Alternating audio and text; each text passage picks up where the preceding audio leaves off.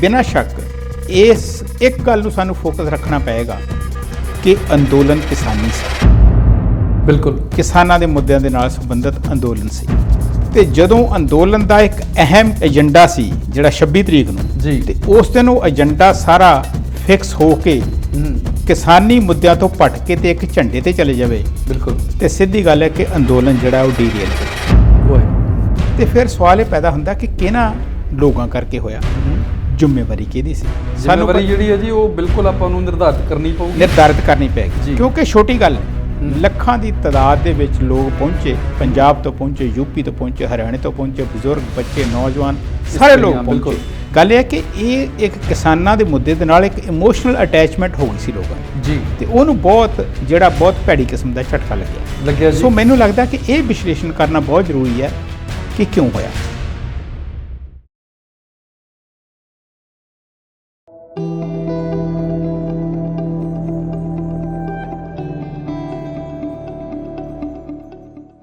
ਮਨਜੀਤ ਸਿੰਘ ਫੇਰਵਾਨ ਵੱਲੋਂ ਆਪ ਸਭਨਾਂ ਨੂੰ ਪਿਆਰ, ਅਦਬ ਅਤੇ ਸਤਿਕਾਰ ਭਰੀ ਸਤਿ ਸ਼੍ਰੀ ਅਕਾਲ, ਸਲਾਮ, ਨਮਸਤੇ।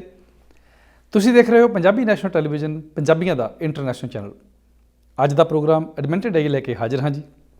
ਹਰ ਹਫ਼ਤੇ ਦੀ ਤਰ੍ਹਾਂ ਵੱਖ-ਵੱਖ ਸਥਾਨਕ, ਰਾਸ਼ਟਰੀ ਅਤੇ ਅੰਤਰਰਾਸ਼ਟਰੀ ਮੁੱਦਿਆਂ ਉੱਪਰ ਗੱਲਬਾਤ ਕਰਨ ਲਈ ਸਾਡੇ ਨਾਲ ਅੱਜ ਜੁੜ ਚੁੱਕੇ ਹਨ ਸਰਦਾਰ ਗੁਰਿੰਦਰ ਸਿੰਘ ਜੀ। ਆਓ ਜੀ ਇਹਨਾਂ ਦਾ ਸਵਾਗਤ ਕਰਦੇ ਹਾਂ।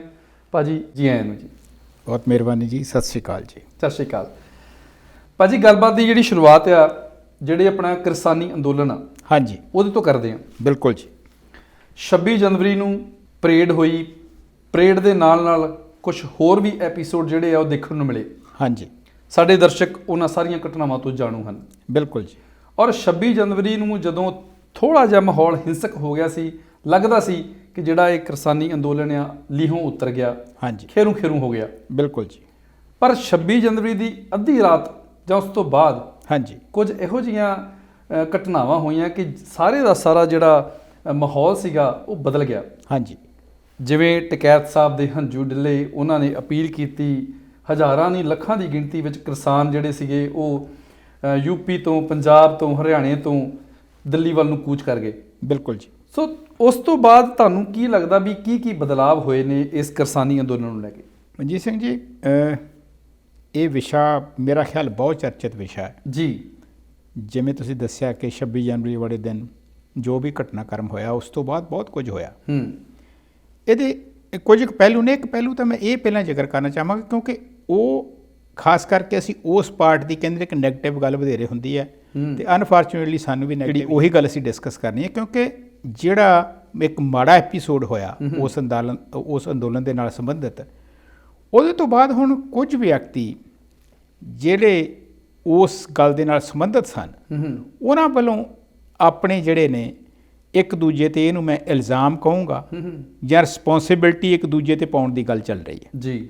ਮੈਂ ਇਹਦੇ ਬਾਰੇ ਥੋੜ੍ਹਾ ਜਿਹਾ ਜ਼ਿਕਰ ਕਰਨਾ ਚਾਹੁੰਦਾ ਕਿਉਂਕਿ ਬਿਨਾਂ ਸ਼ੱਕ ਇਸ ਇੱਕ ਗੱਲ ਨੂੰ ਸਾਨੂੰ ਫੋਕਸ ਰੱਖਣਾ ਪਏਗਾ ਕਿ ਅੰਦੋਲਨ ਕਿਸਾਨੀ ਸੀ।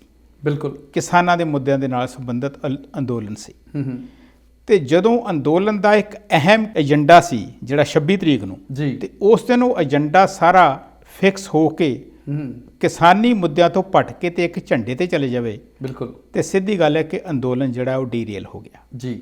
ਤੇ ਫਿਰ ਸਵਾਲ ਇਹ ਪੈਦਾ ਹੁੰਦਾ ਕਿ ਕਿਹਨਾਂ ਲੋਕਾਂ ਕਰਕੇ ਹੋਇਆ, ਜ਼ਿੰਮੇਵਾਰੀ ਕਿਹਦੀ ਸੀ? ਬਿਲਕੁਲ, ਜ਼ਿੰਮੇਵਾਰੀ ਜਿਹੜੀ ਹੈ ਜੀ ਉਹ ਬਿਲਕੁਲ ਆਪਾਂ ਨੂੰ ਨਿਰਧਾਰਿਤ ਕਰਨੀ ਪਏਗੀ ਕਿਉਂਕਿ ਛੋਟੀ ਗੱਲ ਨਹੀਂ, ਲੱਖਾਂ ਦੀ ਤਾਦਾਦ ਦੇ ਵਿੱਚ ਲੋਕ ਪਹੁੰਚੇ, ਪੰਜਾਬ ਤੋਂ ਪਹੁੰਚੇ, ਯੂਪੀ ਤੋਂ ਪਹੁੰਚੇ, ਹਰਿਆਣੇ ਤੋਂ ਪਹੁੰਚੇ, ਬਜ਼ੁਰਗ, ਬੱਚੇ, ਨੌਜਵਾਨ, ਸਾਰੇ ਲੋਕ ਪਹੁੰਚੇ।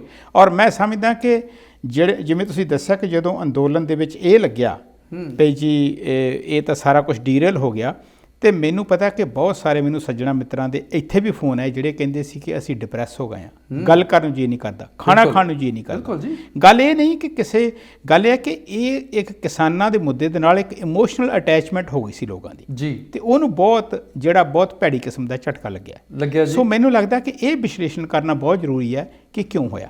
ਬਿਲਕੁਲ, ਕਿਉਂਕਿ ਵਿਚਾਰ ਜਿਹੜੀ ਸੋਚ ਹੈ ਕਿਸੇ ਵਿਅਕਤੀ ਦੀ ਆਪੋ ਆਪਣੀ ਸੋਚ ਹੈ ਜੀ। ਅਗਰ ਮੈਂ ਕਹਾਂ ਕਿ ਖਾਲਿਸਤਾਨ ਦੀ ਗੱਲ ਹੈ ਤੇ ਇਹ ਵਿਅਕਤੀ ਦਾ ਨਿੱਜੀ ਵਿਚਾਰ ਹੈ ਕਿ ਉਹ ਖਾਲਿਸਤਾਨ ਚਾਹੁੰਦਾ ਜਾਂ ਨਹੀਂ ਚਾਹੁੰਦਾ। ਬਿਲਕੁਲ, ਉਹਦੇ ਹੱਕ ਵਿੱਚ ਹੈ ਜਾਂ ਉਹਦੇ ਉਲਟ ਹੈ ਜੀ। ਲੇਕਿਨ ਮੈਂ ਇੱਕ ਗੱਲ ਤੇ ਬਿਲਕੁਲ ਕਲੀਅਰ ਹਾਂ ਕਿ ਇਹ ਜਿਹੜਾ ਅੰਦੋਲਨ ਹੈ ਕਿਉਂਕਿ ਜਿਹੜਾ ਫੋਕਸ ਜਿਹੜਾ ਸੀ ਸਿਰਫ ਤੇ ਸਿਰਫ ਕਿਸਾਨੀ ਮੁੱਦਿਆਂ ਨਾਲ ਸੰਬੰਧਿਤ ਸੀ। ਜਿਹੜਾ ਵਿਅਕਤੀ ਵੀ ਇਸ ਅੰਦੋਲਨ ਦੇ ਵਿੱਚ ਕੋਈ ਆ ਕੇ ਧਾਰਮਿਕ ਰੰਗਤ ਦੇਣ ਦਾ ਯਤਨ ਕਰਦਾ ਹੈ ਜੀ, ਉਹ ਇਸ ਅੰਦੋਲਨ ਦਾ ਨੁਕਸਾਨ ਹੀ ਕਰ ਰਿਹਾ। ਆਪਣੀਆਂ ਰੋਟੀਆਂ ਸੇਕਣ ਦੀ ਕੋਸ਼ਿਸ਼ ਕਰਦੇ ਨੇ। ਆਪਣੀਆਂ ਰੋਟੀਆਂ ਅਗਰ ਕਿਸਾਨਾਂ ਦੇ ਮੋਢੇ ਤੇ ਰੱਖ ਕੇ ਕੋਈ ਆਪਣੀ ਬੰਦੂਕ ਚਲਾਉਣ ਦਾ ਯਤਨ ਕਰ ਰਿਹਾ ਹੈ ਤੇ ਮੈਂ ਸਮਝਦਾ ਕਿ ਇਹ ਮਾੜੀ ਗੱਲ ਹੈ। ਬਿਲਕੁਲ ਮਾੜੀ ਗੱਲ ਹੈ, ਕਿਉਂਕਿ ਭਾਜੀ ਜਦੋਂ ਆਪਾਂ ਅੰਦੋਲਨ ਸ਼ੁਰੂ ਕੀਤਾ ਸੀ, ਭਾਵੇਂ ਪੰਜਾਬ ਦੇ ਵਿੱਚ ਸੀ ਜਾਂ ਹੁਣ ਦਿੱਲੀ ਦੇ ਵੱਖ-ਵੱਖ ਬਾਰਡਰਸ ਦੇ ਉੱਪਰ ਆ, ਹਾਂਜੀ, ਸਾਡੇ ਜੀ ਮੁੱਖ ਮੰਤਵ ਤੇ ਆ ਵੀ 3 ਜਿਹੜੇ ਬਿੱਲ ਨੇ ਉਹਨਾਂ ਨੂੰ ਰੱਦ ਕਰਾਉਣਾ। ਬਿਲਕੁਲ ਜੀ। MSP ਜਿਹੜਾ ਵਾ ਉਹਦੇ ਉੱਪਰ ਇੱਕ ਉਹਨੂੰ ਯਕੀਨੀ ਬਣਾਉਣਾ। ਅਗਰ ਜੇ ਕਾਨੂੰਨ ਬਣ ਸਕੇ ਤਾਂ ਬਹੁਤ ਵਧੀਆ ਗੱਲ। ਬਿਲਕੁਲ, ਹਾਂਜੀ। ਸੋ ਗੱਲ ਇਹ ਹੈ ਕਿ ਮੇਨ ਮਕਸਦ ਕਿਸਾਨੀ ਮੁੱਦਿਆਂ ਦਾ ਸੀ ਜੀ। ਸੋ ਇੱਕ ਤੇ ਵਿਸ਼ਾ ਇਹ ਹੈ। ਦੂਜੀ ਗੱਲ ਇਹ ਹੈ ਕਿ ਬੜੀ ਸਿੱਧੀ ਗੱਲ ਸਾਡੇ ਸਰੋਤੇ ਜਾਣਦੇ ਨੇ, ਸਾਨੂੰ ਇਸ ਵਿਸ਼ੇ ਦੇ ਬਾਰੇ ਨਹੀਂ ਡਿਸਕਸ, ਮੈਨੂੰ ਲੱਗਦਾ ਮੈਂ ਬੇਦੀਪ ਸਿੱਧੂ ਨੇ ਕੀ ਕੀਤਾ ਜਾਂ ਲੱਖੇ ਸਿਧਾਣੇ ਨੇ ਕੀ ਕੀਤਾ, ਮੈਂ ਥੋੜਾ ਜਿਹਾ ਜਿਹੜੇ ਬਿਹਾਈਂਡ ਦਾ ਸਟੇਜ ਜਿਨ੍ਹਾਂ ਬੰਦਿਆਂ ਦੇ ਨਾਮ ਆਏ ਨੇ ਜੀ, ਬਹੁਤ ਚਰਚਾ ਦੇ ਵਿੱਚ ਨਹੀਂ ਆਏ ਲੇਕਿਨ ਨਾਮ ਆਏ ਨੇ। ਬਿਲਕੁਲ, ਅਜਮੇਰ ਸਿੰਘ ਹੋਣਾ ਦਾ ਨਾਮ ਆਇਆ ਜੀ, ਔਰ ਸੁਖਪ੍ਰੀਤ ਸਿੰਘ ਉਦੋਕੇ ਹੋਣਾ ਦਾ ਨਾਮ ਆਇਆ। ਬਿਲਕੁਲ, ਉਹਨਾਂ ਦਾ ਨਾਮ ਆਉਣ ਦੇ ਮੈਨੂੰ ਅਜਮੇਰ ਸਿੰਘ ਹੋਣਾ ਵਾਲੇ ਮੈਨੂੰ ਨਹੀਂ ਪਤਾ, ਲੇਕਿਨ ਸੁਖਪ੍ਰੀਤ ਉਦੋਕੇ ਹੋਣਾ ਨੇ, ਕਿਉਂਕਿ ਉਹਨਾਂ ਦਾ ਨਾਮ ਆਇਆ ਤੇ ਉਹਨਾਂ ਨੇ ਉਸ ਦਾ ਸਪਸ਼ਟੀਕਰਨ ਵੀ ਦਿੱਤਾ ਜੀ। ਮੈਂ ਉਹਨਾਂ ਦਾ ਸਪਸ਼ਟੀਕਰਨ ਸੁਣ ਰਿਹਾ ਸੀ। ਠੀਕ ਹੈ ਜੀ। ਤੇ ਮੈਂ ਨਿੱਜੀ ਤੌਰ ਤੇ ਇਹ ਕਹਿ ਰਿਹਾ ਕਿ ਮੈਨੂੰ ਥੋੜੀ ਜਿਹੀ ਮਾਯੂਸੀ ਹੋਈ ਹੈ। ਅੱਛਾ ਜੀ। ਕਿਉਂਕਿ ਕੁਝ ਗੱਲਾਂ ਜਿਹੜੇ ਉਹਨਾਂ ਨੇ ਸਪਸ਼ਟੀਕਰਨ ਦਿੱਤਾ ਹੈ, ਉਹਨਾਂ ਨੇ ਇਹ ਗੱਲ ਕਹੀ ਹੈ ਜੀ ਕਿ ਨੌਜਵਾਨਾਂ ਨੂੰ ਜਿਹੜਾ ਸੰਯੁਕਤ ਮੋਰਚਾ ਉਹ ਹੈਂਡਲ ਨਹੀਂ ਕਰ ਸਕਿਆ। ਅੱਛਾ ਜੀ। ਇੱਕ ਮੁੱਖ ਇਲਜ਼ਾਮ ਉਹਨਾਂ ਨੇ ਇਹ ਲਗਾਇਆ ਬਾਰ-ਬਾਰ ਕਿ ਉਹ ਹੈਂਡਲ ਨਹੀਂ ਕਰ ਸਕਿਆ। ਕਹਿਣ ਦਾ ਮਤਲਬ ਵੀ ਜਿਹੜੀ ਨੌਜਵਾਨਾਂ ਦੀ ਜਿਹੜੀ ਜੋਸ਼ ਆ, ਜਿਹੜੀ ਉਹਨਾਂ ਦੀ એનર્ਜੀ ਆ, ਉਹਨੂੰ ਪ੍ਰੋਪਰ ਚੈਨਲਾਈਜ਼ ਨਹੀਂ ਕਰ ਸਕੇ। ਬਿਲਕੁਲ ਜੀ, ਬਿਲਕੁਲ ਜੀ। ਆਗੂਆਂ ਵਿੱਚ ਹਾਂਜੀ ਹਾਂਜੀ, ਅਸੀਂ ਬਹੁਤ ਛੋਟੇ ਹਾਂ ਜੀ, ਹਾਂਜੀ, ਸਾਡੀ ਸਮਝ ਉਸ ਹੱਦ ਤੱਕ ਨਹੀਂ ਹੈ। ਲੇਕਿਨ ਇੱਕ ਮੇਰਾ ਬੜਾ ਬੇਸਿਕ ਸਵਾਲ ਹੈ ਕਿ ਇਹ ਅੰਦੋਲਨ ਕਦੀ ਵੀ ਨੌਜਵਾਨਾਂ ਦਾ, ਬਜ਼ੁਰਗਾਂ ਦਾ ਨਹੀਂ ਸੀ। ਬਿਲਕੁਲ, ਇੱਕ ਸਾਂਝਾ ਅੰਦੋਲਨ ਸੀ। ਤੇ ਫਿਰ ਮੈਂ ਉਹੀ ਗੱਲ ਕਰਾਂ, ਫੋਕਸ ਜਿਹੜਾ ਅੰਦੋਲਨ ਦਾ ਉਹ ਕਿਸਾਨੀ ਸੀ ਜੀ। ਅਗਰ ਅਸੀਂ ਇੱਕ ਨੌਜਵਾਨ ਜਾਂ ਬਜ਼ੁਰਗ ਦੇ ਵਿੱਚ ਤਾਲਮੇਲ ਦੀ ਗੱਲ ਕਰੀਏ ਤੇ ਮੈਂ ਗੱਲ ਕਰਾਂਗਾ ਕਿ ਇੱਕ ਜਿਹੜਾ ਵਿਅਕਤੀ ਕਿਸਾਨ ਹੈ, ਅਗਰ ਉਹਦਾ ਪੁੱਤਰ ਹੈ ਨੌਜਵਾਨ 18 ਸਾਲ ਦਾ ਹੈ, 20 ਸਾਲ ਦਾ ਹੈ, ਤੇ ਉਹਨਾਂ ਦੋਨਾਂ ਦੇ ਵਿੱਚ ਸੰਵਾਦ ਜਾਂ ਉਹਨਾਂ ਦਾ ਕੰਮ ਕਰਨ ਦੀ ਕਾਰਜਸ਼ੈਲੀ ਕੀ ਹੋਏਗੀ, ਇੱਕ ਨਿੱਜੀ ਜ਼ਿੰਦਗੀ ਦੇ ਵਿੱਚ ਆਪਰੇਟ ਕਰਨ ਦੀ ਸ਼ੈਲੀ ਕੀ ਹੋਏਗੀ। ਜਿਹੜਾ ਬੰਦਾ 50-60 ਸਾਲ ਦਾ ਹੈ ਉਹ ਇਹ ਕੋਸ਼ਿਸ਼ ਕਰੇਗਾ ਕਿ ਮੇਰਾ ਜਿਹੜਾ ਬੱਚਾ ਹੈ ਇਹ ਟਰੈਕਟਰ ਤੇ ਵੀ ਕੰਮ ਕਰੇ, ਇਹ ਖੇਤ ਨੂੰ ਪਾਣੀ ਵੀ ਲਾਵੇ, ਇਹ ਕਹੀ ਦਾ ਕੰਮ ਵੀ ਕਰੇ, ਇਹ ਜਿਸਮਾਨੀ ਕੰਮ ਕਰੇ, ਹਾਂਜੀ, ਇਹ ਸਾਰੀਆਂ ਜ਼ਿੰਮੇਵਾਰੀਆਂ, ਦੌੜ ਭਜਾਈ ਵੀ ਕਰੇ, ਖਾਦ ਕਿੱਥੋਂ ਲਿਆਉਣੀ ਹੈ ਉਹ ਲੈ ਕੇ ਆਵੇ ਜੀ। ਲੇਕਿਨ ਅਗਰ ਕਿਤੇ ਫਸਲ ਨੂੰ ਵੇਚਣ ਦੀ ਗੱਲ ਹੋ ਰਹੀ ਹੈ, ਵਪਾਰੀ ਦੇ ਨਾਲ ਕੋਈ ਡਿਸਕਸ਼ਨ ਕਰਨੀ ਹੈ, ਤੇ ਫਿਰ ਕਿਸਾਨ ਇਹ ਕਹਿ ਸਕਦਾ ਹੈ ਕਿ ਬੇਟਾ ਇਹਦਾ ਅਜੇ ਤੈਨੂੰ ਤਜਰਬਾ ਨਹੀਂ, ਇੱਥੇ ਮੈਨੂੰ ਗੱਲ ਕਰ ਲੈਣ ਦੇ। ਠੀਕ ਹੈ ਜੀ। ਕਹਿਣ ਦਾ ਮਤਲਬ ਵੀ ਜ਼ਿੰਮੇਵਾਰੀਆਂ ਜਿਹੜੀਆਂ ਨੇ ਵੰਡੀਆਂ ਹੁੰਦੀਆਂ ਨੇ, ਜ਼ਿੰਮੇਵਾਰੀਆਂ ਵੰਡੀਆਂ ਹੁੰਦੀਆਂ ਨੇ, ਕਿਉਂਕਿ ਅਸੀਂ ਕਿਸਾਨ ਦੀ ਗੱਲ ਕਰ ਰਹੇ, ਕਿਸਾਨੀ ਦੀ ਗੱਲ ਕਰ ਰਹੇ ਹਾਂ। ਹਾਂਜੀ ਹਾਂਜੀ। ਅਗਰ ਉਸ ਵਿਸ਼ੇ ਦੇ ਵਿੱਚ ਅਗਰ ਇਸ ਤਰ੍ਹਾਂ ਦੀ ਕਿਸੇ ਕਿਸਾਨ ਜਾਂ ਆਪਣੇ ਬੇਟੇ ਦੇ ਵਿੱਚ ਕੋਈ ਗੱਲਬਾਤ ਚੱਲ ਰਹੀ ਹੈ ਤੇ ਮੇਰਾ ਖਿਆਲ ਹੈ ਜਿਹੜਾ ਫਿਰ ਥਰਡ ਪਰਸਨ ਹੈ ਨਾ, ਜਿਹੜਾ ਸਾਈਡ ਤੇ ਬੈਠਾ ਹੈ, ਉਹਦੀਆਂ ਫਿਰ ਉਹਦੇ ਕੋਲ 2 ਆਪਸ਼ਨਾਂ ਨੇ। ਇੱਕ ਤਾਂ ਉਹ ਇਹ ਕਵੇ ਆ ਕੇ ਕਿ ਉਸ ਕਿਸਾਨ ਨੂੰ ਕਿ ਤੂੰ ਜੇ ਤੇਰਾ ਬੇਟਾ ਇੰਨੇ ਹੋਰ ਕੰਮ ਕਰ ਰਿਹਾ ਤੇ ਤੂੰ ਇਹਨੂੰ ਇਹ ਸੌਦਾ ਵੀ ਕਰ ਲੈਣ ਦੇ, ਬਿਲਕੁਲ, ਤੂੰ ਪਿੱਛੇ ਹੋ ਕੇ ਬੈਠ ਜਾ। ਇੱਕ ਇਹ ਤਰੀਕਾ ਹੋ ਸਕਦਾ ਹੈ ਜੀ। ਦੂਜਾ ਤਰੀਕਾ ਇਹ ਹੋ ਸਕਦਾ ਹੈ ਉਸ ਨੌਜਵਾਨ ਨੂੰ ਸਮਝਾਵੇ ਕਿ ਬੇਟਾ ਇਸ ਕੰਮ ਸਿੱਖਣ ਲਈ ਜੇ ਤੈਨੂੰ ਹੋਰ ਤਜਰਬੇ ਦੀ ਲੋੜ ਹੈ, ਤੂੰ ਆਪਣੇ ਪਿਤਾ ਦੇ ਨਾਲ ਤਾਲਮੇਲ ਬਣਾ ਕੇ ਚੱਲ, ਜਾਂ ਆਬਜ਼ਰਵੇਸ਼ਨ ਕਰੋ ਤੁਸੀਂ, ਜਾਂ ਆਬਜ਼ਰਵ ਕਰ ਤੂੰ ਜੀ। ਗੱਲ ਇਹ ਹੈ ਕਿ ਅਗਰ ਕੋਈ ਮੈਕੈਨਿਜ਼ਮ ਚੱਲ ਰਿਹਾ ਹੈ, ਅਗਰ ਇੱਕ ਸਿਸਟਮ ਚੱਲ ਰਿਹਾ ਹੈ, ਇੱਕ ਤਰੀਕੇ ਨਾਲ ਅੰਦੋਲਨ ਚੱਲ ਰਿਹਾ ਹੈ, ਅਗਰ ਨੌਜਵਾਨ ਤੁਹਾਨੂੰ ਕੋਈ ਕੁਐਸਚਨ ਕਰਦੇ ਨੇ ਤੇ ਮੇਰਾ ਖਿਆਲ ਹੈ ਸਾਨੂੰ ਉਹਨਾਂ ਨੂੰ ਇਹ ਕਹਿਣ ਦੀ ਬਜਾਏ ਕਿ ਤੁਸੀਂ ਇਹ ਤੁਹਾਡੀ ਗੱਲ ਨਹੀਂ ਸੁਣ ਰਹੇ, ਤੇ ਮੈਨੂੰ ਲੱਗਦਾ ਕਿ ਸਾਡਾ ਫਰਜ਼ ਤਾਂ ਇਹ ਬਣਦਾ ਕਿ ਅਸੀਂ ਉਹਨਾਂ ਨੂੰ ਸਮਝਾਈਏ ਕਿ ਇਹ ਬਜ਼ੁਰਗ ਨੇ, ਇਹਨਾਂ ਨੇ ਘਾਲਣਾ ਘਾਲੀ ਹੈ, ਇਹਨਾਂ ਨੂੰ 6 ਮਹੀਨੇ ਹੋ ਗਏ ਇਸ ਅੰਦੋਲਨ ਦੇ ਵਿੱਚ, ਇਹਨਾਂ ਨੂੰ 40 ਸਾਲ ਹੋ ਗਏ ਕਿਸਾਨੀ ਦੇ ਮੁੱਦਿਆਂ ਦੀ ਗੱਲ ਕਰਦਿਆਂ ਨੂੰ, ਇਹਨਾਂ ਦੀ ਗੱਲ ਸੁਣਨੀ ਜ਼ਰੂਰੀ ਹੈ ਜੀ। ਜਿਵੇਂ ਤੁਸੀਂ ਜ਼ਿਕਰ ਕੀਤਾ ਵੀ ਉਦੋਕੇ ਸਾਹਿਬ ਦਾ ਸਪਸ਼ਟੀਕਰਨ ਤੁਸੀਂ ਸੁਣਿਆ, ਹਾਂਜੀ, ਇਵੇਂ ਹੀ ਇੱਕ ਸਪਸ਼ਟੀਕਰਨ ਮੈਂ ਵੀ ਸੁਣਿਆ। ਅੱਛਾ ਜੀ।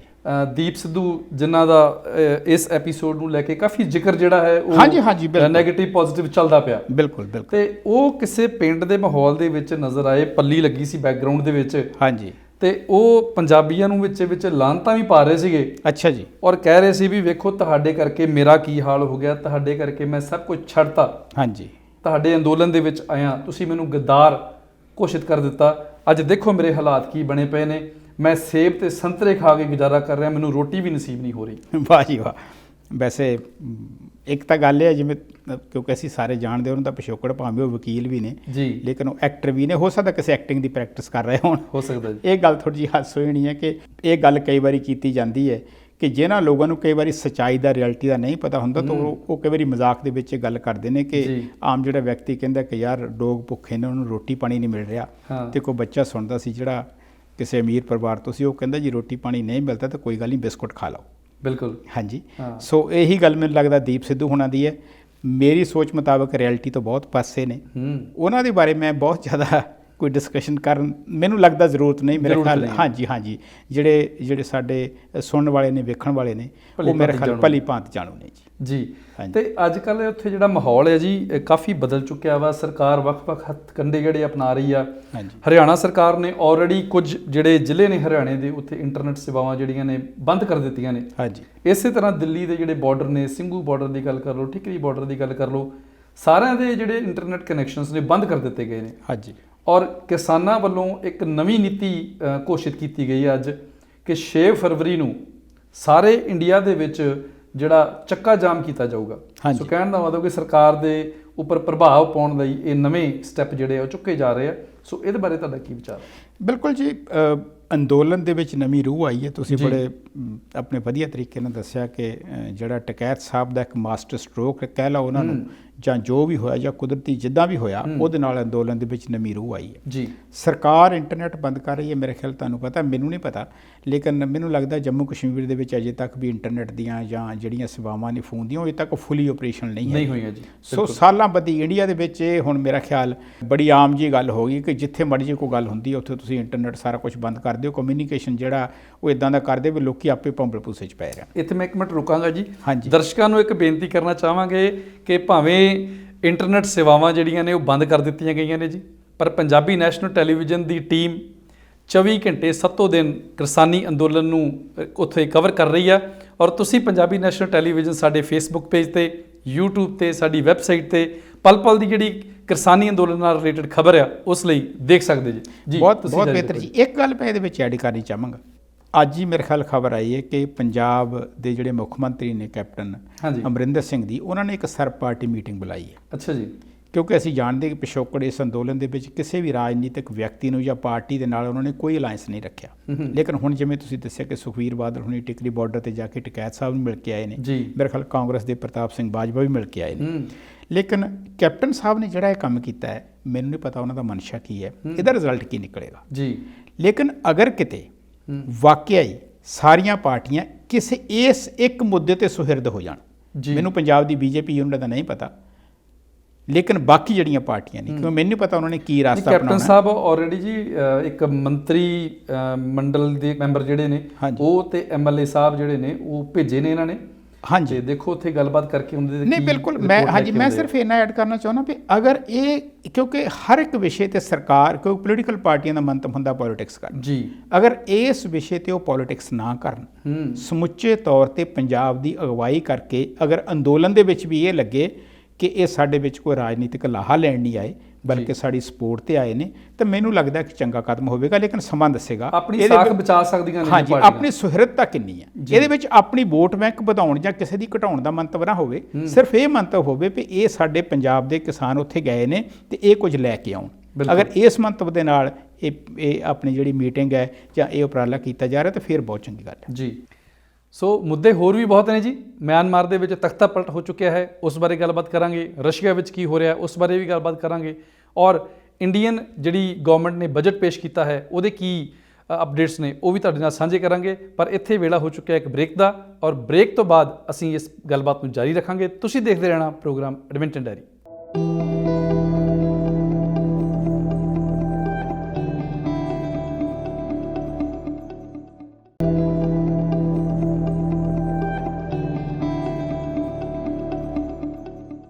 ਪ੍ਰੋਗਰਾਮ ਐਡਮਿੰਟਨ ਡਾਇਰੀ ਦੇ ਵਿੱਚ ਬ੍ਰੇਕ ਤੋਂ ਬਾਅਦ ਇੱਕ ਵਾਰ ਆਪ ਜੀ ਦਾ ਫਿਰ ਤੋਂ ਸਵਾਗਤ ਹੈ ਜੀ।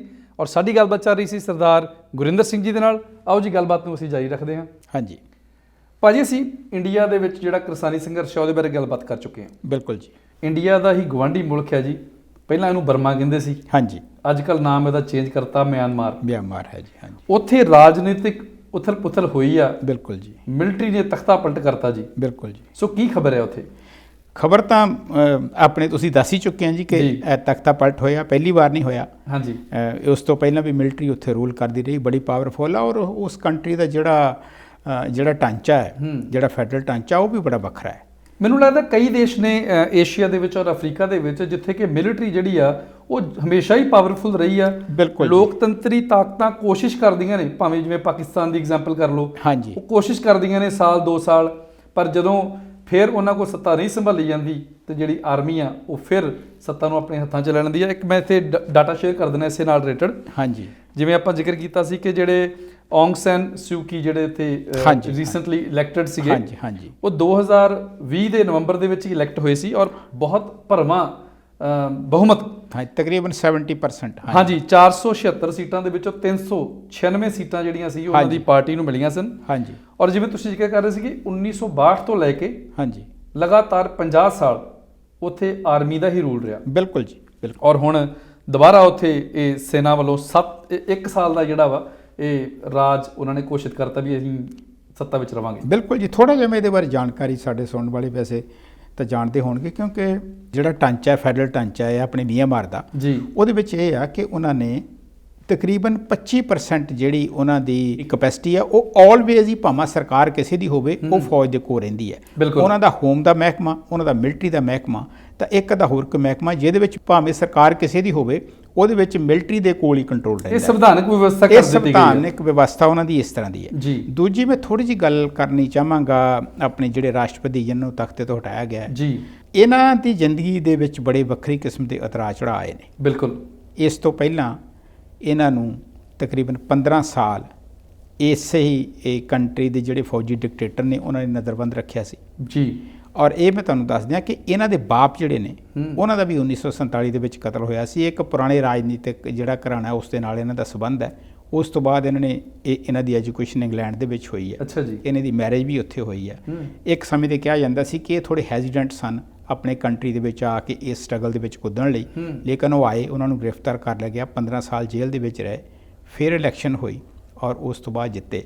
ਲੇਕਿਨ ਹੋਰ ਗੱਲ ਦੱਸ ਦਵਾਂ ਜੀ ਕਿ ਆਪਣੇ ਜੋ ਲੋਕਤੰਤਰੀ ਕਦਰਾਂ ਕੀਮਤਾਂ ਲਈ ਸੰਘਰਸ਼ ਕੀਤਾ ਇਹਨਾਂ ਨੇ, ਹਾਂਜੀ, ਉਹਦੇ ਵਾਸਤੇ ਇਹਨਾਂ ਨੂੰ ਨੋਬਲ ਪੀਸ ਪ੍ਰਾਈਜ਼ ਵੀ ਮਿਲ ਚੁੱਕਿਆ ਜੀ।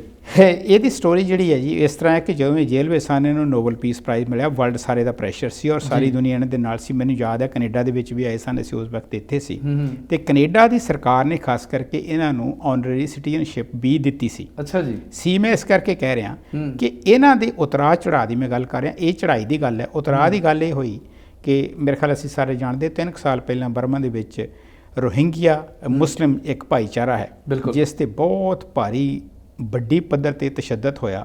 ਹਜ਼ਾਰਾਂ ਦੀ ਤਾਦਾਦ ਦੇ ਵਿੱਚ ਉਹਨਾਂ ਦੀਆਂ ਝੁੱਗੀਆਂ ਝੌਂਪੜੀਆਂ ਜਲਾਈਆਂ ਗਈਆਂ, ਉਹਨਾਂ ਦਾ ਕਤਲੇਆਮ ਹੋਇਆ, ਉਹਨਾਂ ਦੇ ਰੇਪ ਹੋਏ ਔਰ ਬਹੁਤ ਵੱਡੀ ਗਿਣਤੀ ਦੇ ਵਿੱਚ ਸ਼ਰਨਾਰਥੀ ਬੰਗਲਾਦੇਸ਼ ਦੇ ਵਿੱਚ ਵੀ ਆਏ ਤੇ ਕੁਝ ਸ਼ਰਨਾਰਥੀ ਭਾਰਤ ਦੇ ਵਿੱਚ ਵੀ ਆਏ, ਜਿਨ੍ਹਾਂ ਤੇ ਭਾਰਤ ਦੇ ਵਿੱਚ ਬਹੁਤ ਵੱਡੀ ਰਾਜਨੀਤੀ ਹੁਣ ਤੱਕ ਹੋ ਰਹੀ ਹੈ ਰੋਹਿੰਗਿਆ ਮੁਸਲਮਾਨ ਦੀ।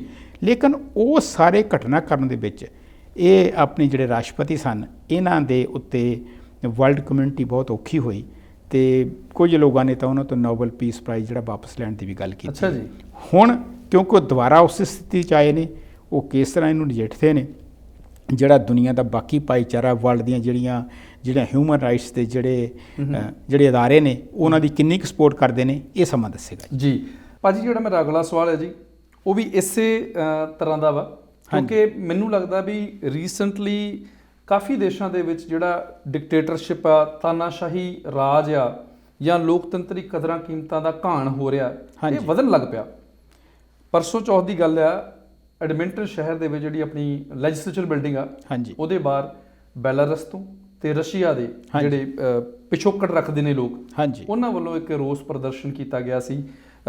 ਸਰਕਾਰਾਂ ਨੂੰ ਇੱਕ ਕਹਿ ਲਓ ਵੀ ਮੈਮੋਰੈਂਡਮ ਆਫ ਅੰਡਰਸਟੈਂਡਿੰਗ ਦਿੱਤਾ ਗਿਆ ਸੀਗਾ ਕਿ ਕਿਸੇ ਨਾ ਕਿਸੇ ਤਰੀਕੇ ਨਾਲ ਡਿਪਲੋਮੈਟਿਕ ਪ੍ਰੈਸ਼ਰ ਬਣਾਇਆ ਜਾ ਸਕੇ, ਕਿਉਂਕਿ ਬੈਲਾਰਸ ਦੇ ਵਿੱਚ ਵੀ ਡਿਕਟੇਟਰਸ਼ਿਪ ਵਾਲਾ ਮਾਹੌਲ ਬਣਿਆ ਪਿਆ ਔਰ ਰਸ਼ੀਆ ਦੇ ਵਿੱਚ ਵੀ ਤੁਸੀਂ ਜਾਣੂ ਜੇ ਕਿ ਉੱਥੇ ਕਿਵੇਂ ਦੇ ਮਾਹੌਲ ਨੇ। ਸੋ ਇਹ ਰਸ਼ੀਆ ਦਾ ਐਗਜ਼ੈਕਟਲੀ ਸਾਡੇ ਦਰਸ਼ਕਾਂ ਨਾਲ ਸਾਂਝ ਪਾਓ ਕਿ ਵੀ ਕੀ ਚੱਲ ਰਿਹਾ ਅੱਜ ਕੱਲ੍ਹ ਉੱਥੇ।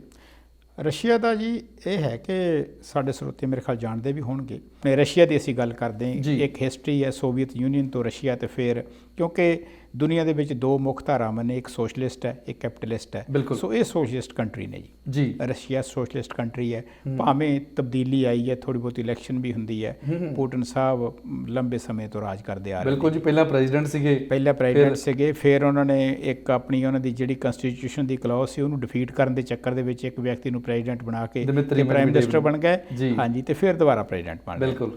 ਤੇ ਲੇਕਿਨ ਦੂਜੀ ਗੱਲ ਇਹ ਹੈ ਕਿ ਵੈਸਟਰਨ ਵਰਲਡ ਦੇ ਵਿੱਚ ਉਹਨਾਂ ਦੀ ਮੁਖਾਲਫਤ ਹੈ, ਕੈਪੀਟਲਿਸਟ ਸਿਸਟਮ ਹੈ, ਇੱਕ ਦੂਜੇ ਦੇ ਨਾਲ ਵਿਚਾਰਾਂ ਦੀ ਤਕਰਾਰ ਹੈ। ਸੋ ਉਸ ਚੀਜ਼ ਦੇ ਮੱਦੇਨਜ਼ਰ ਰਸ਼ੀਆ ਦੇ ਵਿੱਚ ਸਮੇਂ ਸਿਰ ਜਿਹੜੇ ਓਪੋਜੀਸ਼ਨ ਦੇ ਲੀਡਰ ਨੇ, ਜਿਹੜੇ ਵੱਖਰੀ ਵਿਚਾਰਧਾਰਾ ਰੱਖਦੇ ਨੇ ਜਾਂ ਉਹਨਾਂ ਨੂੰ ਚੈਲੰਜ ਕਰਦੇ ਨੇ, ਉਹ ਸਾਹਮਣੇ ਆਉਂਦੇ ਰਹਿੰਦੇ ਨੇ ਜੀ। ਤੋਂ ਪਿੱਛੇ ਜੇ ਮੇਰੇ ਖਿਆਲ ਸਾਡੇ ਸੁਣਨ ਵਾਲੇ ਇਸ ਜਾਂ ਸਾਡੇ ਵੇਖਣ ਵਾਲੇ ਜਾਣਦੇ ਹੋਣਗੇ ਕਿ ਜਿਹੜੇ ਉਹਨਾਂ ਦੇ ਓਪੋਜੀਸ਼ਨ ਲੀਡਰ ਸਨ, ਉਹਨਾਂ ਨੂੰ ਪੋਲੈਂਡ ਤੋਂ ਇੱਕ ਫਲਾਈਟ ਮਾਸਕੋ ਨੂੰ ਆ ਰਹੇ ਸੀ ਜਿਹਦੇ ਵਿੱਚ ਉਹਨਾਂ ਨੂੰ ਕਾਫੀ ਸਰਵ ਕੀਤੀ ਗਈ ਪਲੇਨ ਦੇ ਵਿੱਚ, ਲੇਕਿਨ ਉਸ ਤੋਂ ਬਾਅਦ ਉਹ ਸਿੱਖ ਹੋ ਗਏ। ਉਹ ਫਿਰ ਉਦੋਂ ਹੀ ਦੁਨੀਆ ਦਾ ਮੀਡੀਆ ਜਿਹੜਾ ਸੀ ਉਹ ਇਹ ਕਹਿਣ ਲੱਗ ਗਿਆ ਸੀ ਕਿ ਉਹਨਾਂ ਨੂੰ ਕੁਝ ਨਾ ਕੁਝ ਕੀਤਾ ਗਿਆ ਹੈ। ਇਹ ਗੱਲ ਓਪਨਲੀ ਹੋਣ ਲੱਗੀ ਕਿ ਉਹਨਾਂ ਨੂੰ ਸ਼ਾਇਦ ਪੋਇਜ਼ਨ ਕੀਤਾ ਗਿਆ ਜੀ। ਉਸ ਤੋਂ ਬਾਅਦ ਉਹਨਾਂ ਨੂੰ ਇਲਾਜ ਲਈ ਜਦੋਂ ਉਹਨਾਂ ਦੀ ਸਥਿਤੀ ਜਿਹੜੀ ਹੈ ਉਹ ਜ਼ਿਆਦਾ ਖਰਾਬ ਹੋ ਗਈ ਤੇ ਜਰਮਨ ਦੇ ਵਿੱਚ ਉਹ ਆਏ। ਜਰਮਨੀ ਦੇ ਵਿੱਚ ਡਾਕਟਰਾਂ ਨੇ ਇਸ ਗੱਲ ਦੀ ਪੁਸ਼ਟੀ ਕੀਤੀ ਕਿ ਉਹਨੂੰ ਵਾਕਈ ਪੋਇਜ਼ਨ ਕੀਤਾ ਗਿਆ ਸੀ। ਅੱਛਾ ਜੀ। ਭਾਵੇਂ ਅਕਿਊਜ਼ ਜਿਹੜਾ ਸਿੱਧਾ ਹੈ ਰਸ਼ੀਆ ਦੀ ਸਰਕਾਰ ਨੂੰ ਜਾਂ ਪੁਟਿਨ ਸਾਹਿਬ ਨੂੰ ਕੀਤਾ ਗਿਆ ਸੀ, ਲੇਕਿਨ ਉਹ ਆਪਣੇ ਮੇਰੇ ਖਿਆਲ ਵਤੀਰੇ ਦੀ ਸਾਰੀ ਦੁਨੀਆ ਨੂੰ ਜਾਣਦੀ ਹੈ, ਇੱਦਾਂ ਦੀਆਂ ਗੱਲਾਂ ਦੀ ਬਹੁਤੀ ਪਰਵਾਹ ਨਹੀਂ ਕਰਦੇ ਜੀ। ਲੇਕਿਨ ਹੋਇਆ ਇਹ ਕਿ ਜਿਹੜੇ ਉਹਨਾਂ ਦੇ ਓਪੋਜੀਸ਼ਨ ਦੇ ਲੀਡਰ ਸਨ ਉਹ ਹੁਣ ਸਿਹਤਯਾਬ ਹੋ ਕੇ ਦੁਬਾਰਾ ਰਸ਼ੀਆ ਦੇ ਵਿੱਚ ਚਲੇ ਗਏ। ਅੱਛਾ ਜੀ। ਸੋ ਮੇਰਾ ਖਿਆਲ ਹੈ ਕਿ ਸ਼ਾਇਦ ਪੁਟਿਨ ਸਾਹਿਬ ਦੀ ਕੈਲਕੂਲੇਸ਼ਨ ਇਹ ਸੀ ਕਿ ਉਹਨਾਂ ਨੂੰ ਜਿਸ ਤਰ੍ਹਾਂ ਡਰਾਇਆ ਗਿਆ ਸ਼ਾਇਦ ਉਹ ਰਸ਼ੀਆ 'ਚ ਵਾਪਸ ਨਾ ਜਾਣ ਤੇ ਡਰ ਕੇ ਬਾਹਰ ਬੈਠਣ ਤੇ ਉਹਨਾਂ ਦੀ ਚੁਣੌਤੀ ਜਿਹੜੀ ਹੈ ਖਤਮ ਹੋ ਜਾਏ। ਲੇਕਿਨ ਮੈਨੂੰ ਇਹ ਲੱਗਦਾ ਕਿ ਚੁਣੌਤੀ ਵੱਡੀ ਹੋ ਰਹੀ ਹੈ ਤੇ ਦੁਨੀਆ ਦੇ ਵਿੱਚ ਜਿਸ ਤਰ੍ਹਾਂ ਇੱਕ ਜਿਹੜੀ ਕਸ਼ਮਕਸ਼ ਹੈ ਕੈਪੀਟਲਿਸਟ ਸਿਸਟਮ ਤੇ ਸੋਸ਼ਲਿਸਟ ਸਿਸਟਮ ਦੀ, ਇਹ ਉਹ ਕਸ਼ਮਕਸ਼ ਹੈ ਜੀ। ਇਸ ਦੀਆਂ ਸੰਭਾਵਨਾਵਾਂ ਇਹਦੇ ਵਿੱਚ ਤੁਸੀਂ ਬੇਲਾਰੂਸ ਦੀ ਗੱਲ ਕੀਤੀ ਹੈ ਕਿਉਂਕਿ ਰਸ਼ੀਆ ਦਾ ਹੀ ਇੱਕ ਹਿੱਸਾ ਸੀ ਪਹਿਲਾਂ, ਬੇਲਾਰੂਸ ਯੂਕਰੇਨ ਇਹ ਸਾਰੇ ਕੰਟਰੀ ਇੱਕੋ ਹੀ ਕੰਟਰੀ ਸੀ। ਲੇਕਿਨ ਇਹ ਸਾਰੀ ਜਿਹੜੀ ਤਣਾਅ ਹੈ ਇਹ ਦੁਨੀਆ ਦੇ ਵਿੱਚ ਇੱਕ ਵੱਡਾ ਤਣਾਅ ਹੈ ਜੀ। ਹਾਂਜੀ। ਸੋ ਡੈਮੋਕ੍ਰੇਸੀ ਦੀ ਜਿਹੜੀ ਗੱਲ ਹੈ, ਡੈਮੋਕ੍ਰੇਸੀ ਮੈਨੂੰ ਲੱਗਦਾ ਕਿ ਇਹ ਸਿਰਫ ਇਕੱਲੀ ਸੋਸ਼ਲਿਸਟ ਜਾਂ ਕੈਪੀਟਲਿਸਟ ਗੱਲ ਨਹੀਂ ਰਹਿ ਗਈ। ਹੁਣ ਇੱਕ ਇੰਟਰਸਟਿੰਗ ਗੱਲ ਜਿਹੜੀ ਕਿ ਮੈਂ ਨੋਟਿਸ ਕਰਦਾ ਬੜੇ ਸਮੇਂ ਤੋਂ, ਅਸੀਂ ਇੰਡੀਆ ਦੇ ਵਿੱਚ, ਕਿਉਂਕਿ ਇੰਡੀਆ ਨੂੰ ਅਸੀਂ ਸੈਕੰਡ ਲਾਰਜੈਸਟ ਡੈਮੋਕ੍ਰੇਸੀ ਕਹਿੰਦੇ ਹਾਂ ਬਿਲਕੁਲ, ਤੇ ਆਪਣੇ ਸੈਕੰਡ ਓਲਡੈਸਟ ਅਮਰੀਕਾ ਦੇ ਵਿੱਚ ਉਸ ਤੋਂ ਪੁਰਾਣੀ ਜੀ। ਠੀਕ ਆ ਜੀ। ਤੇ ਇੰਡੀਆ ਹੁਣ ਪਾਪੂਲੇਸ਼ਨ ਦੇ ਹਿਸਾਬ ਨਾਲ, ਹਾਂਜੀ ਪਾਪੂਲੇਸ਼ਨ ਦੇ ਹਿਸਾਬ ਦੇ ਨਾਲ। ਲੇਕਿਨ ਇਹ ਤੁਸੀਂ ਦੇਖੋ ਕਿ ਇਸ ਡੈਮੋਕ੍ਰੇਸੀ ਦੇ ਵਿੱਚ ਅਸੀਂ ਕਹਿੰਦੇ ਕਿ ਇੱਕ ਧੱਬਾ ਹੈ ਜਦੋਂ ਇੰਦਰਾ ਗਾਂਧੀ ਨੇ ਐਮਰਜੈਂਸੀ ਲਗਾਈ ਸੀ। ਬਿਲਕੁਲ। ਹਾਂਜੀ। ਔਰ ਹੁਣ ਜਿਹੜੀ ਮੌਜੂਦਾ ਸਰਕਾਰ ਰਾਜ ਕਰ ਰਹੀ ਹੈ ਬੀਜੇਪੀ, ਉਸ ਵੇਲੇ ਜਨਸੰਘ ਸੀ ਜਾਂ ਜਨਤਾ ਪਾਰਟੀ ਸੀ, ਇਹਨਾਂ ਨੇ ਵੀ ਮੁਖਾਲਫਤ ਬਹੁਤ ਕੀਤੀ ਸੀ। ਹੁਣ ਤੱਕ ਉਸ ਨੂੰ ਇੱਕ ਕਾਲਾ ਧੱਬਾ ਮੰਨਿਆ ਜਾਂਦਾ ਹੈ। ਹੁਣ ਜਿਹੜਾ ਕਿਸਾਨੀ ਸੰਘਰਸ਼ ਹੈ ਜੀ, ਇਹ ਵੀ ਦੱਸਦਾ ਵਾ ਵੀ ਕਿੰਨਾ ਕੁ ਡੈਮੋਕ੍ਰੈਟਿਕ ਹੈ ਸਾਡਾ ਕੰਟਰੀ। ਮੈਂ ਉਹੀ ਗੱਲ ਤੇ ਆਉਣ ਲੱਗਿਆ ਜੀ ਕਿ ਇਹੋ ਜਿਹੜੀਆਂ ਡੈਮੋਕ੍ਰੇਸੀ ਦੇ ਵਿਦਨ ਜਿਹੜੇ ਡੈਮੋਕ੍ਰੈਟਿਕ ਕੰਟਰੀ ਨੇ, ਉੱਥੇ ਵੀ ਡੈਮੋਕ੍ਰੇਸੀ ਦੀਆਂ ਕਦਰਾਂ ਕੀਮਤਾਂ ਦਾ ਕੀ ਹਾਲ ਹੋ ਰਿਹਾ ਹੈ। ਇਸ ਅੰਦੋਲਨ ਦੀ ਗੱਲ ਕਰ ਰਹਾ ਹਾਂ।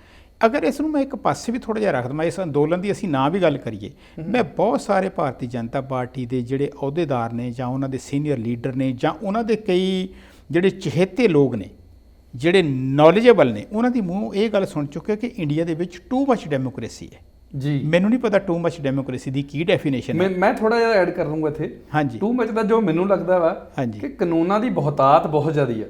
ਹਾਂਜੀ। ਜੇ ਕਨਸਟੀਟਿਊਸ਼ਨ ਦੀ ਗੱਲ ਕਰ ਲਓ, ਦੁਨੀਆ ਵਿੱਚ ਸਭ ਤੋਂ ਵੱਡਾ ਕਨਸਟੀਟਿਊਸ਼ਨ 395 ਆਰਟੀਕਲ ਸਾਡੇ ਸੰਵਿਧਾਨ ਦੇ ਨੇ। ਬਿਲਕੁਲ ਜੀ। ਜੇਕਰ ਬਾਕੀ ਕਾਨੂੰਨਾਂ ਦੀ ਗੱਲ ਕਰ ਲਓ, ਹਜ਼ਾਰਾਂ ਦੀ ਗਿਣਤੀ ਵਿੱਚ ਕਾਨੂੰਨ ਨੇ, ਵਿੱਚ ਸਟੇਟਸ ਗਵਰਨਮੈਂਟਸ ਦੇ, ਫੈਡਰਲ ਗਵਰਨਮੈਂਟ ਦੇ, ਉਹ ਕਾਨੂੰਨ ਇੰਨੇ ਕੁ ਜ਼ਿਆਦਾ ਨੇ ਪਰ ਇੰਪਲੀਮੈਂਟੇਸ਼ਨ ਦੀ ਘਾਟ ਆ। ਉਹ ਘਾਟ ਹੈ ਜੀ। ਪਰ ਦੂਜੇ ਮੈਨੂੰ ਇਹ ਲੱਗਦਾ ਕਿ ਜਿਹੜੇ ਵਿਅਕਤੀ ਹੁਣ ਇਹ ਕਹਿ ਰਹੇ ਨੇ ਨਾ ਜੀ, ਜਿਹੜੇ ਹੁਣ ਤੱਕ ਐਮਰਜੈਂਸੀ ਨੂੰ, ਅਜੇ ਕੱਲ ਦੀ ਗੱਲ ਹੈ, ਉਹ ਐਮਰਜੈਂਸੀ ਨੂੰ ਕਾਲਾ ਧੱਬਾ ਦੱਸਦੇ ਨੇ, ਅੱਜ ਉਹ ਇਹ ਕਹਿਣ ਲੱਗ ਪਏ ਨੇ ਕਿ ਟੂ ਮਚ ਡੈਮੋਕ੍ਰੇਸੀ ਹੈ। ਉਹ ਇਸ ਬਣਾ 'ਤੇ ਵੀ ਕਹਿੰਦੇ ਨੇ ਕਿ ਜਿਵੇਂ ਹੁਣ ਕਿਸਾਨੀ ਕਾਨੂੰਨ ਨੇ, ਉਹ ਕਹਿੰਦੇ ਨੇ ਜੀ ਇਹਨਾਂ ਨੂੰ ਇਨਫੋਰਸ ਨਹੀਂ ਕਰ ਸਕਦੇ, ਆਪੋਜੀਸ਼ਨ ਬਹੁਤ ਹੋ ਰਹੀ ਹੈ। ਅੱਜ ਉਹੀ ਐਜੀਟੇਸ਼ਨ ਜਿਹੜੀ ਉਹਨਾਂ ਨੇ ਖੁਦ ਐਮਰਜੈਂਸੀ ਵੇਲੇ ਕੀਤੀ ਸੀ, ਇਹ ਐਜੀਟੇਸ਼ਨ ਉਹਨਾਂ ਨੂੰ ਅਨਡੈਮੋਕ੍ਰੈਟਿਕ ਲੱਗ ਰਹੀ ਹੈ, ਇਹ ਟੂ ਮਚ ਲੱਗ ਰਹੀ ਹੈ। ਮੈਨੂੰ ਲੱਗਦਾ ਜਦੋਂ ਸੱਤਾ ਵਿੱਚ ਪਰਿਵਰਤਨ ਆਉਂਦਾ ਨਾ ਜੀ, ਹਾਂਜੀ, ਹੁਣ ਤੁਸੀਂ ਅਸਲ 'ਚ ਉਸ ਜਗ੍ਹਾ ਤੇ ਜੇ ਐਗਜ਼ੈਕਟਲੀ ਤੁਸੀਂ ਭੁੱਲ ਗਏ ਵੀ ਉਹਨਾਂ ਦੀ ਸਿਚੁਏਸ਼ਨ ਕੀ ਸੀ ਜਾਂ ਤੁਹਾਡੇ ਉਦੋਂ ਕੀ ਹਾਲਾਤ ਸੀਗੇ। ਬਿਲਕੁਲ। ਸੋ ਇਹ ਤਾਕਤ ਦੀ ਗੱਲ ਹੈ। ਜਿਹੜੇ ਵਿਅਕਤੀ ਦੇ ਕੋਲ ਇੱਕ ਵਾਰੀ ਤਾਕਤ ਆ ਜਾਂਦੀ ਨਾ, ਉਹਨੂੰ ਫਿਰ ਲੱਗਣ ਲੱਗ ਪੈਂਦਾ ਵੀ ਮੈਂ ਕੋਈ ਇਦਾਂ ਦਾ ਤਰੀਕਾ ਲੱਭਾਂ ਕਿ ਇਹ ਤਾਕਤ ਮੇਰੇ ਕੋਲੋਂ ਜਾਵੇ ਨਾ ਤੇ ਮੇਰੇ ਅੱਗੇ ਕੋਈ ਬੋਲੇ ਨਾ। ਭਾਜੀ ਸੋਸ਼ੋਲੋਜੀ ਦੇ ਵਿੱਚ ਨਾ ਇੱਕ ਟਰਮ ਹੁੰਦੀ ਆ, ਹਾਂਜੀ, ਉਹਨੂੰ ਕਹਿੰਦੇ ਸੂਡੋ ਸੋਸ਼ਲਿਜ਼ਮ। ਬਿਲਕੁਲ। ਜਾਂ ਸੂਡੋ ਡੈਮੋਕ੍ਰੇਸੀ। ਹਾਂਜੀ। ਸੋ ਕਹਿਣ ਦਾ ਮਤਲਬ ਆ ਕਿ ਲੋਕ ਦਿਖਾਵੇ ਦੇ ਲਈ ਸਮਾਜਵਾਦ ਹੈ, ਬਿਲਕੁਲ ਜੀ, ਲੋਕ ਦਿਖਾਵੇ ਦੇ ਲੋਕਤੰਤਰ ਆ। ਹਾਂਜੀ, ਪਰ ਅਸਲ ਦੇ ਵਿੱਚ ਲੋਕਤੰਤਰੀ ਕਦਰਾਂ ਕੀਮਤਾਂ ਨਾਲ ਦੂਰ ਦੂਰ ਤੱਕ ਇਹਨਾਂ ਦਾ ਕੋਈ ਵਾਸਤਾ ਨਹੀਂ, ਸਿਰਫ ਆਪਣਾ ਉੱਲੂ ਸਿੱਧਾ ਰੱਖਣ ਦੀ ਗੱਲ ਹੈ ਜੀ। ਈਵਨ ਸੈਕੂਲਰਿਜ਼ਮ, ਹਾਂਜੀ, ਭਾਰਤੀ ਸੰਵਿਧਾਨ ਦਾ ਇਹ ਨਖੜਵਾਂ ਅੰਗ ਹੈ ਜੀ ਸੈਕੂਲਰਿਜ਼ਮ। ਬਿਲਕੁਲ ਜੀ, ਪਰ ਕਿੱਥੇ ਹੈ ਸੈਕੂਲਰਿਜ਼ਮ? ਨਹੀਂ ਜੀ ਨਹੀਂ, ਬਿਲਕੁਲ ਅਸੀਂ ਦੇਖ ਹੀ ਰਹੇ ਕੀ ਹੋ ਰਿਹਾ ਜੀ। ਹਾਂਜੀ, ਆਪਾਂ ਜੀ ਹੁਣ ਚੱਲਦੇ ਹਾਂ, ਇੱਕ ਬੜੀ ਤਗੜੀ ਇਵੈਂਟ ਹੋਈ ਹੈ ਇੰਡੀਆ ਦੇ ਵਿੱਚ, ਬਜਟ ਪੇਸ਼ ਹੋਇਆ ਜੀ। ਠੀਕ ਹੈ ਜੀ। ਬਜਟ ਜਿਵੇਂ ਕਿ ਤੁਹਾਨੂੰ ਪਤਾ ਕਿ ਸਰਕਾਰਾਂ ਜਿਹੜੀਆਂ ਨੇ ਵੱਖ-ਵੱਖ ਦੇਸ਼ਾਂ ਦੀਆਂ, ਉਹ ਆਪਣੇ ਲੋਕਾਂ ਨੂੰ ਦੱਸਦੀਆਂ ਨੇ ਕਿ ਆਉਣ ਵਾਲੇ ਸਾਲ ਦੇ ਵਿੱਚ ਕੀ ਸਾਡੇ ਸੋਰਸ ਆਫ ਇਨਕਮ ਹੋਣਗੇ ਤੇ ਕਿੱਥੇ ਅਸੀਂ ਖਰਚੇ ਜਿਹੜੇ ਆ ਉਹ ਕਰਾਂਗੇ। ਬਿਲਕੁਲ। ਸੋ ਇਸ ਬਜਟ ਦੇ ਬਾਰੇ ਥੋੜੇ ਜਿਹੇ ਮੈਂ ਤੁਹਾਡੇ ਨਾਲ ਫੈਕਟ ਐਂਡ ਫਿਗਰ ਸ਼ੇਅਰ ਕਰਨਾ, ਫਿਰ ਇਹਦੇ ਉੱਪਰ ਆਪਾਂ ਗੱਲਬਾਤ ਕਰਦੇ ਹਾਂ। ਠੀਕ ਹੈ ਜੀ। ਸਭ ਤੋਂ ਪਹਿਲਾਂ ਤਾਂ ਮੈਂ ਬਜਟ ਬਾਰੇ ਸਾਡੇ ਜਿਹੜੇ ਮੁੱਖ ਲੀਡਰ ਨੇ ਉਹਨਾਂ ਦੀ ਕੀ ਸਟੇਟਮੈਂਟਸ ਆਈਆਂ ਉਹ ਦੱਸਦਾ। ਹਾਂਜੀ, ਸਾਡੇ ਮਾਣਯੋਗ ਪ੍ਰਧਾਨ ਮੰਤਰੀ मिस्टर नरेंद्र मोदी जी की आज स्टेटमेंट सी कि बजट के दिल में गांव और किसान है। वाह जी वाह। सो कहते भी बजट जिहड़ा वा वो पिंडां नूं ते किसानां नूं फोकस रख के बनाया गया। ठीक है जी। राहुल गांधी जी कहते हैं कि government is selling assets to capitalist. ठीक है जी। कांग्रेस पार्टी वालों आई है जी स्टेटमेंट के ਕਿਸਾਨਾਂ ਦੀ ਜਿਹੜੀ ਆਮਦਨ ਡਬਲ ਤੇ ਹੁੰਦੀ ਦਿਸਦੀ ਨਹੀਂ ਆ। ਹਾਂਜੀ, ਪਰ ਕਿਤੇ ਨਾ ਕਿਤੇ ਬਿਜ਼ਨੈਸਸ ਦੀ ਇਨਕਮ ਜਿਹੜੀ ਆ ਉਹ ਦੂਣੀ ਚੌਣੀ ਜ਼ਰੂਰ ਹੋ ਜਾਏਗੀ। ਹਾਂਜੀ, ਇਸੇ ਤਰ੍ਹਾਂ ਜਿਹੜੇ ਆਮ ਆਦਮੀ ਪਾਰਟੀ ਦੇ ਲੀਡਰ ਨੇ ਅਰਵਿੰਦ ਕੇਜਰੀਵਾਲ, ਹਾਂਜੀ, ਉਹਨਾਂ ਨੇ ਕਿਹਾ ਕਿ ਜਿਹੜੀ ਇਹ ਬਜਟ ਆ ਇਹ ਅਮੀਰਾਂ ਦਾ ਬਜਟ ਲੱਗਦਾ, ਗਰੀਬਾਂ ਲਈ ਇਸ ਵਿੱਚ ਕੁਝ ਜ਼ਿਕਰ ਨਹੀਂ ਕੀਤਾ ਗਿਆ। ਸੋ ਹੁਣ ਥੋੜਾ ਜਿਹਾ ਚੱਲਦੇ ਹਾਂ ਵੀ ਇਹਦੇ ਵਿੱਚ ਕੀ ਕੀ ਮਦਾਂ ਨੇ। ਹਾਂਜੀ, ਸਭ ਤੋਂ ਪਹਿਲਾਂ ਦੱਸ ਦਿੰਦੇ ਹਾਂ ਕਿ ਜਿਹੜੀ ਹੈਲਥ ਆ ਉਹਦੇ ਵਾਸਤੇ ਸਰਕਾਰ ਵੱਲੋਂ ਦਾਅਵਾ ਕੀਤਾ ਗਿਆ ਵੀ 137% ਵਾਧਾ ਕੀਤਾ ਜਾ ਰਿਹਾ। ਅੱਛਾ ਜੀ, ਪਿਛਲੇ ਸਾਲ 94,000 ਕਰੋੜ ਇਹਦੇ ਵਾਸਤੇ ਸੀਗੇ। ਇਸ ਸਾਲ 2.23 ਲੱਖ ਕਰੋੜ ਇਹਦੇ ਵਿੱਚ ਰਾਖਵੇਂ ਰੱਖੇ ਗਏ ਨੇ, ਜਿਹਦੇ ਵਿੱਚ ਹੀ 35,000 ਕਰੋੜ ਵੈਕਸੀਨੇਸ਼ਨ ਦੇ ਲਈ ਵੀ ਰਾਖਵਾਂ ਹੈ। ਠੀਕ ਹੈ ਜੀ। ਐਜੂਕੇਸ਼ਨ ਲਈ 93,224 ਕਰੋੜ ਰਾਖਵੇਂ ਰੱਖੇ ਨੇ। ਡਿਫੈਂਸ ਦੇ ਲਈ 4,78,196 ਕਰੋੜ ਰਾਖਵੇਂ ਨੇ। ਹਾਂਜੀ, ਇਸੇ ਤਰ੍ਹਾਂ ਰੇਲਵੇ ਦੇ ਲਈ 1.07 ਲੱਖ ਕਰੋੜ ਤੇ ਹਾਈਵੇਜ਼ ਦੇ ਲਈ 1.18 ਲੱਖ ਕਰੋੜ ਰੱਖਿਆ ਗਿਆ ਹੈ। ਠੀਕ ਹੈ ਜੀ। ਇਸ ਬਜਟ ਦੇ ਵਿੱਚ ਦੋ ਤਿੰਨ ਚੀਜ਼ਾਂ ਬੜੀਆਂ ਖਾਸ ਉੱਭਰ ਕੇ ਸਾਹਮਣੇ ਆਈਆਂ। ਇੱਕ ਤਾਂ ਹੈਗਾ ਡਿਸਇਨਵੈਸਟਮੈਂਟ। ਠੀਕ ਹੈ ਜੀ। ਕਾਫੀ ਵੱਡੇ ਪੱਧਰ ਤੇ ਭਾਰਤ ਸਰਕਾਰ ਜਿਹੜੀ ਆ ਡਿਸਇਨਵੈਸਟਮੈਂਟ ਕਰਨ ਜਾ ਰਹੀ ਹੈ। ਉਹਨਾਂ ਵੱਲੋਂ ਅਨਾਉਂਸ ਕੀਤਾ ਗਿਆ ਆਪਣੇ ਜਿਹੜੇ ਫਾਈਨਾਂਸ ਮਿਨਿਸਟਰ ਨੇ ਸੀਤਾਰਮਈਆ ਜੀ ਕਿ LIC ਲਾਈਫ ਇੰਸ਼ੋਰੈਂਸ ਕਾਰਪੋਰੇਸ਼ਨ ਇਹਦੇ IPO ਜਾਰੀ ਕਰਨ ਜਾ ਰਹੀ ਹੈ ਬਹੁਤ ਜਲਦੀ ਸਰਕਾਰ। ਔਰ ਨਾਲ ਦੇ ਨਾਲ ਕੁਝ ਹੋਰ ਕੰਪਨੀਆਂ ਨੇ, ਇੱਕ ਦੋ ਦਾ ਜ਼ਿਕਰ ਮੈਂ ਕਰ ਦਿੰਦਾ ਵਾਂ। ਏਅਰ ਇੰਡੀਆ, ਭਾਰਤੀ ਪੈਟਰੋਲੀਅਮ ਕਾਰਪੋਰੇਸ਼ਨ ਲਿਮਟਿਡ, IDBI, ਕੁਝ ਸ਼ਿਪਿੰਗ ਕਾਰਪੋਰੇਸ਼ਨਸ ਵੀ ਨੇ। ਸੋ ਲੰਬੀ ਚੌੜੀ ਲਿਸਟ ਆ ਜਿਨ੍ਹਾਂ ਦੀ ਡਿਸਇਨਵੈਸਟਮੈਂਟ ਕਰਨ ਜਾ ਰਹੀ ਹੈ ਸਰਕਾਰ। ਸੋ ਕੀ ਵਿਚਾਰ ਆ ਤੁਹਾਡਾ ਇਸ ਬਾਰੇ? ਬੜਾ ਗੱਲ ਹੈ ਜੀ ਕਿ ਬਜਟ ਵਾਕਈ ਅਹਿਮ ਹਰ ਮੁਲਕ ਦੇ ਵਿੱਚ ਇਹਦੀ ਇੱਕ ਬੜੀ, ਕਿਉਂਕਿ ਲੋਕਾਂ ਦੀਆਂ ਆਕਾਂਖਸ਼ਾਵਾਂ ਹੁੰਦੀਆਂ ਨੇ ਜੀ। ਗੱਲ ਹੈ ਕਿ ਛੋਟੀ ਜਿਹੀ ਆਪਾਂ ਗੱਲ ਡਿਸਇਨਵੈਸਟਮੈਂਟ ਦੀ ਕਰ ਲੈਂਦੇ ਹਾਂ, ਕਿਉਂਕਿ ਮੈਨੂੰ ਲੱਗਦਾ ਇਹ ਮੁੱਦਾ ਸਿਰਫ ਭਾਰਤ ਦਾ ਨਹੀਂ ਹੈਗਾ ਜੀ। ਵਰਲਡ ਓਵਰ ਦੁਨੀਆ ਦੇ ਵਿੱਚ ਸਰਕਾਰਾਂ ਜਿਹੜੀਆਂ ਨੇ ਉਹ ਪ੍ਰਾਈਵੇਟਾਈਜੇਸ਼ਨ ਅਦਾਰੇ ਜਿਹੜੇ ਨੇ, ਜਿਹੜੇ ਚੰਗੇ ਭਲੇ ਸਰਕਾਰ ਕਿਸੇ ਵੇਲੇ ਚਲਾਉਂਦੀ ਹੁੰਦੀ ਸੀ, ਉਹਨਾਂ ਨੂੰ ਪ੍ਰਾਈਵੇਟਾਈਜ਼ ਜਿਹੜਾ ਕਰਨ ਤੇ ਤੁਲੀ ਹੋਈ ਹੈ।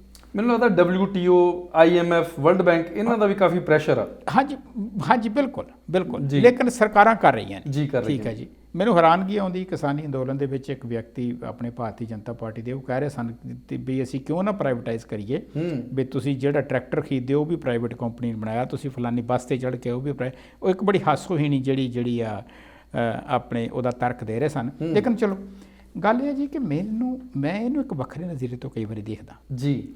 ਜੇ ਸਰਕਾਰਾਂ ਨੇ ਸਾਰਾ ਕੁਝ ਪ੍ਰਾਈਵੇਟ ਹੀ ਕਰਨਾ ਹੈ, ਅਸੀਂ ਰੇਲਵੇ ਵੀ ਨਹੀਂ ਚਲਾ ਸਕਦੇ, ਅਸੀਂ 에ਅਰਲਾਈਨ ਵੀ ਨਹੀਂ ਚਲਾ ਸਕਦੇ, ਅਸੀਂ ਬੱਸ ਵੀ ਨਹੀਂ ਚਲਾ ਸਕਦੇ। ਬੱਸਾਂ ਤਾਂ ਪਹਿਲਾਂ ਨਹੀਂ ਚਲਾਉਂਦੇ ਸੀ। ਹਾਂਜੀ, ਵੀ ਅਸੀਂ ਕੁਝ ਵੀ ਨਹੀਂ ਚਲਾ ਸਕਦੇ, ਅਸੀਂ ਹੌਲੀ ਹੌਲੀ ਘਟਾ ਰਹੇ ਹਾਂ। ਹਸਪੀਟਲ ਨਹੀਂ ਚਲਾ ਸਕਦੇ, ਸਾਡੇ ਕੋਲ ਸ਼ਿਪਿੰਗ ਕਾਰਪੋਰੇਸ਼ਨ ਨਹੀਂ ਚੱਲਦੀ, ਸਾਡੇ ਕੋਲ LIC ਨਹੀਂ ਚੱਲਦੀ, ਸਾਡੇ ਕੋਲ ਕੁਝ ਵੀ ਨਹੀਂ ਚੱਲਦਾ ਜੀ।